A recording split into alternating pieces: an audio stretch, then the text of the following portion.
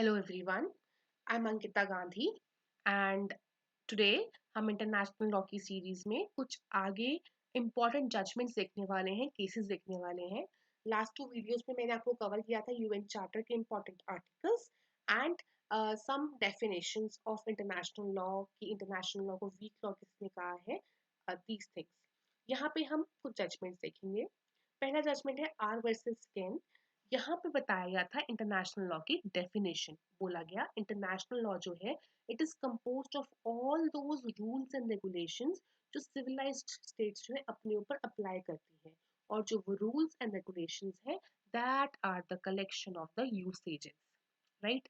The second case is Paquete Habana versus case, जो कि US supreme court का है। जस्टिस ग्रे, मैंने आपको बताया था लास्ट वीडियो में भी कि जस्टिस ग्रे जो है ही इज वेरी, आपको इनका जजमेंट जो है ना इनका जो ना इस जजमेंट का जो जज है उनके नाम आपको लर्न करना है, वेरी वेरी इंपॉर्टेंट। यहाँ पे बोला गया था इंटरनेशनल लॉ जो है वो हमारा म्यूनिसिपल लॉ का भी पार्ट है।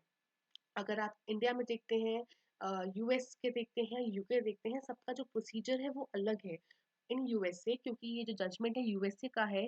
बोला गया international law is a part of the municipal law itself. Further Mavrommatis Palestine concession case, यहाँ पे जो है डॉक्ट्रिन ऑफ सबरोगेशन बताया गया था। It is a concession case. यहाँ पे एक्चुअली क्या हुआ था, जब आप पढ़ते हैं इंटरनेशनल लॉ में कि कैसे टेरिटरी को आप सीज कर सकते हैं या कैसे आप टेरिटरी को बढ़ा सकते हैं या कम कर सकते हैं, उसमें एक मेथड है सबरोगेशन का। तो या सबरोगेशन पैलेस्टाइन कंसेशन केस में ही हेल्ड हुआ था। Next, Chorzow factory case, indemnity jurisdiction case भी इसको बोलते हैं। आपको ये भी लर्न करना है कि चॉर्जो फैक्ट्री को ही इंडेम्निटी जुरिस्डिक्शन केस बोलते हैं।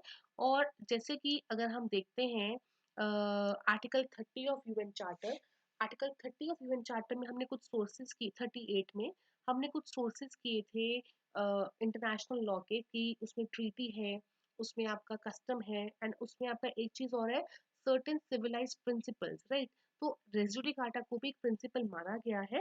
तो दैट प्रिंसिपल किस केस में माना गया? चॉर्जो फैक्ट्री केस में। नेक्स्ट, नीदरलैंड्स वर्सेस यूएस को फेमसली हम बोलते हैं islands of palms case. Next, bank of Ethiopia versus national bank of Egypt and Liguria. यहाँ पे जब हमने लूथर वर्सेस सागर का लास्ट टाइम केस किया गया था, बताया गया था कि डी ज्यूरे और डी फैक्टो रिकॉग्निशन में कोई डिफरेंस नहीं है। उसी केस को रिट्राइट, उसी जजमेंट को रिट्राइट करते हुए बैंक ऑफ इथियोपिया का जजमेंट आया था। Next, diversion of water from Meuse. यहाँ पे सेम कुछ प्रिंसिपल्स रेजुडिकाटा और एस्टॉपल के प्रिंसिपल को मान्यता दी गई थी as the civilized principle under article 38।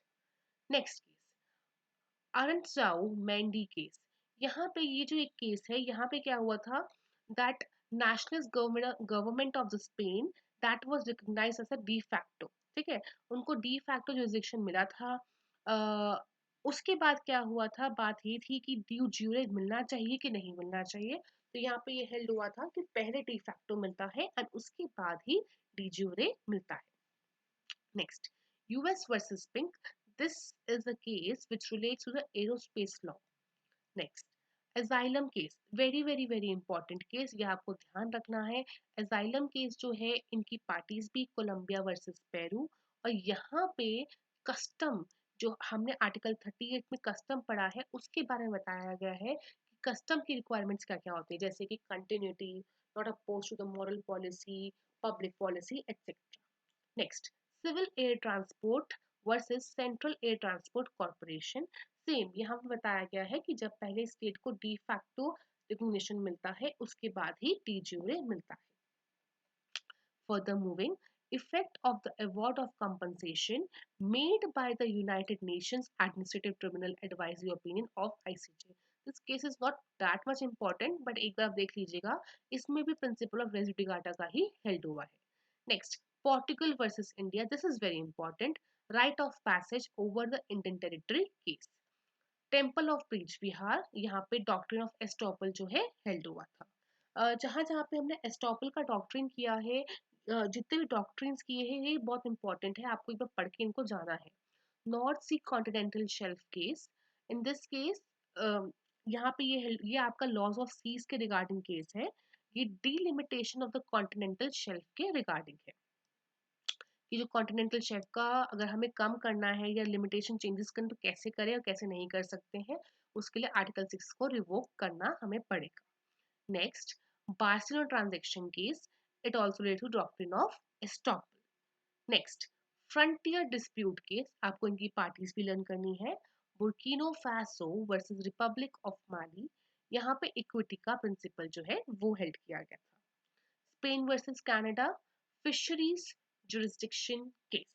And the last case of this slide, international of this